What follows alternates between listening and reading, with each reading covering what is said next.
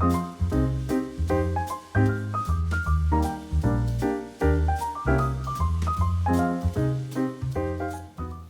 everyone, I hope you're doing well. Today I'm going to share a color palette that I used in a recent illustration that I did, and it's a Frida Kahlo illustration. So here are some examples of Frida Kahlo inspiring my artwork throughout the years. You'll find pretty much Frida Kahlo illustration in every single sketchbook of mine. So here we're looking at 2018, really long time ago, but you can see loads of Frida Kahlo influence in my artwork.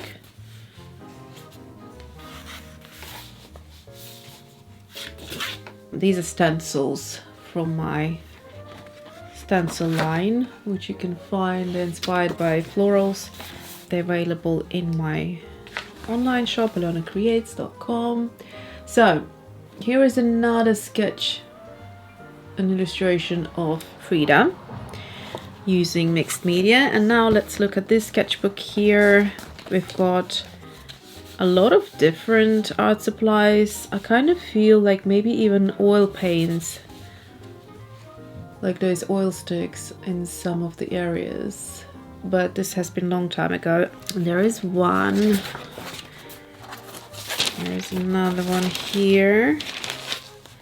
Oh, all of these dates have completely gone. That's pretty annoying. This is supposed to be archival ink, by the way. Anyway, let's move on. There's another one here. So even though the monobrow is not here, there's the flower bit. So I do find her super inspiring, her style, her art, her life.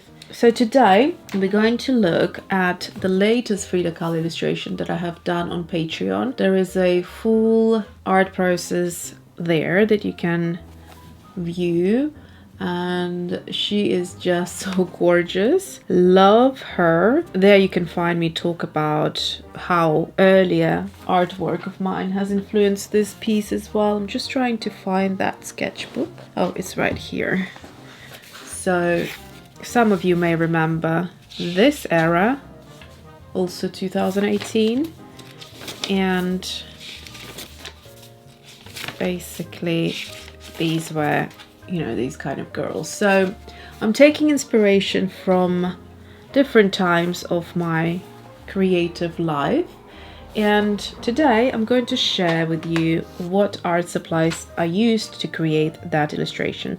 We've done it here with the other illustrations. So if you remember, I showed you this girl here, and I have created a nice little kind of note on all of the art supplies that I've used. And then I'm leaving a bit of space here, and I usually sit down in the evening and kind of do some illustrations within that same style. It might be a quicker version of it, or it might be actually more rendered, or even taking it out onto different art altogether, like abstract art. So I'm gonna do the same here. So let's start with swatches. We are looking at a lot of kind of fine line detailing here going on, and I have used the Derwent line maker in 01, and I believe I also used the 08 for some of the detailing where it needed a little bit more kind of saturation. So this is super fine, and I like kind of using it for these super fine lines. And that's the 01. 08 you can use to fill in kind of larger areas faster, or otherwise if I also need to fill in areas faster and I need it to be super black, then Posca Black in PC1MR is also a fantastic one.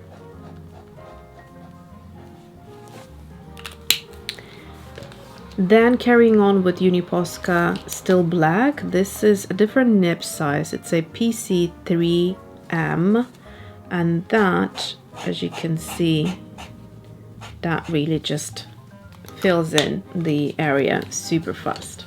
To finish off with the Uniposcas, I've also used the gold on the polka dots. So this detail right here, you can see a little bit of shimmer going on here.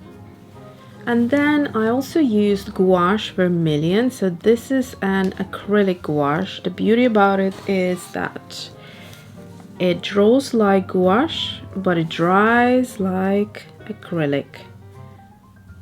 Just going to add it here. It's super, super opaque. When you need that pop of a color, beautiful red lipstick. Love this color here. How gorgeous is it? Beautiful. In terms of color, you can see we kind of have this black and white, gold, red, kind of decadent color palette going on. Very minimal. There is not much going on at all.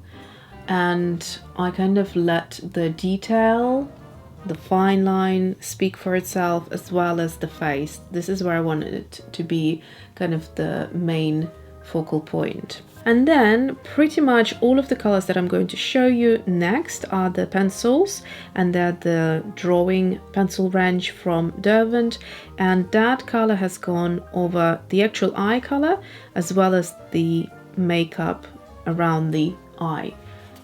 So all of these colors have gone into the eye area that you will see.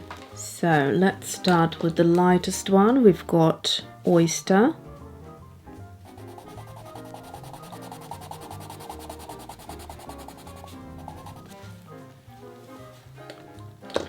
Next one is Strawberry.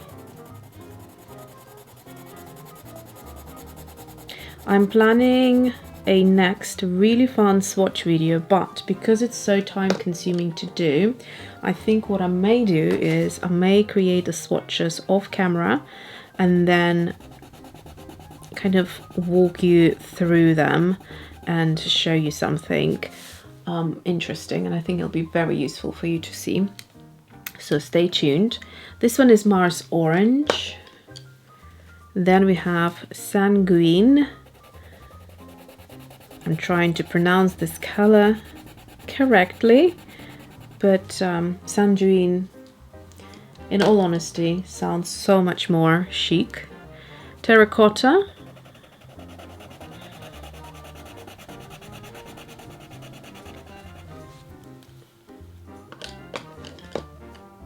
And then we have got Sepia Red.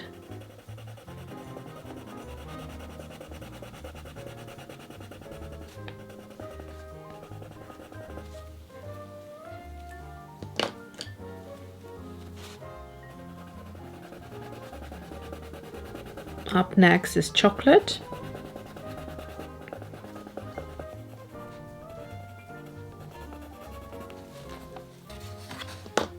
And then we have got three more colors: Taupe, Carbon Grey and Midnight, and I've used those colors for the eyes.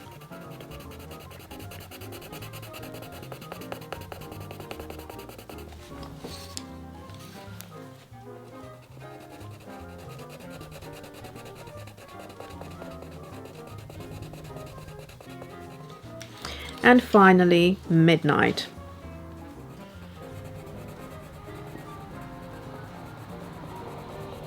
If you're new, then you might find all those Derwent videos that I've done quite useful in terms of the drawing pencils. You can go and have a look at my favorite swatches, my favorite color palettes, and all of that good stuff that was really fun to film. Okay, I'm going to title it and show you some close-ups. Okay, so here we are. Let's have a nice look at all these beautiful colors. The gold has a nice shimmer and decadence about it.